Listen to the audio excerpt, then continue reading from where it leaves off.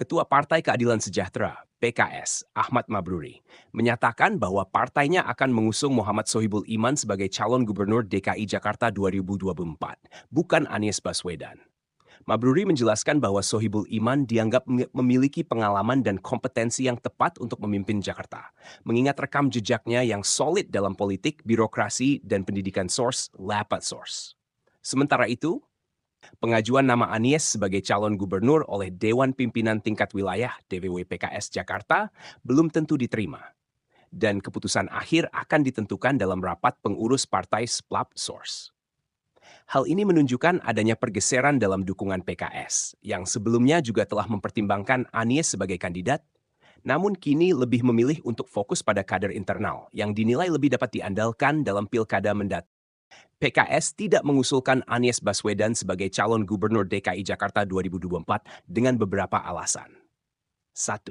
Kepentingan koalisi. PKS berusaha untuk mengusung kader internal mereka yang dinilai lebih mampu membawa suara partai dalam pilkada.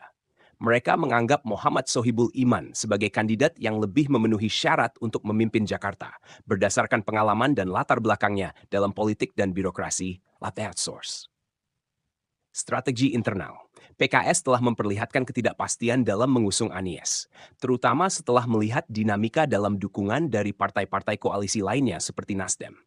PKS mungkin merasa bahwa dengan mendorong kader sendiri, mereka dapat memperkuat posisi mereka di DPRD dan dalam koalisi Lapsource.